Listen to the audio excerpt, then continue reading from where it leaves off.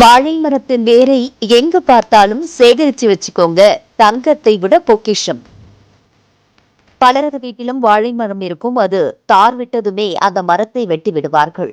அந்த குருத்தை பலரும் பயன்படுத்தி பார்த்திருக்கிறோம். ஆனால் அதன் வேரில் இருக்கக்கூடிய பலன்களை பலரும் அறிந்திருக்க மாட்டார்கள். உடலில் வரக்கூடிய பாதி நோய்களை தீர்த்திடுது.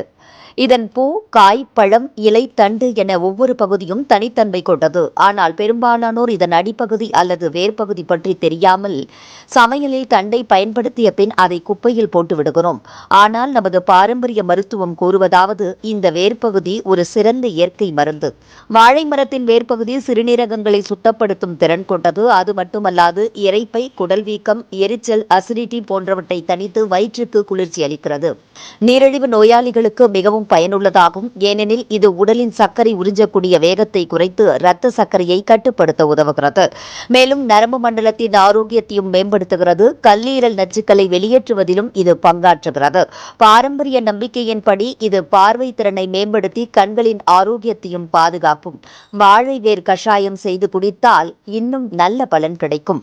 வாழை வேர் கஷாயம் தயாரிப்பது மிகவும் எளிது. வாழைத்தண்டு சாறு செய்வது போலத்தான் இதையும் தயாரிக்கலாம்.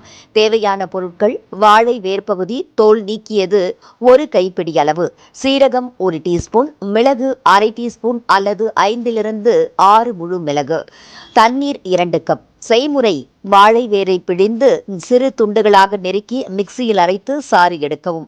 ஒரு பாத்திரத்தில் தண்ணீரை ஊற்றி அதில் சீரகம் மற்றும் மிளகை சேர்த்து நன்கு கொதிக்க விடவும். தண்ணீர் பாதியாக குறைந்ததும் அதை வடிகட்டி அதில் வாழை வேர் சாற்றை சேர்த்து உடனடியாக குடிக்கவும். சாற்றை கொதிக்க விடக்கூடாது. சுவைக்காக சிறிது எலுமிச்சை சாறு அல்லது பனை வெல்லம் சேர்த்துக் கொள்ளலாம். உட்கொள்ளும் வழிமுறை: வாரத்தில் 1 முறை அல்லது 2 முறை சுமார் 50 மில்லி அளவுக்கு குடிப்பது சிறந்தது.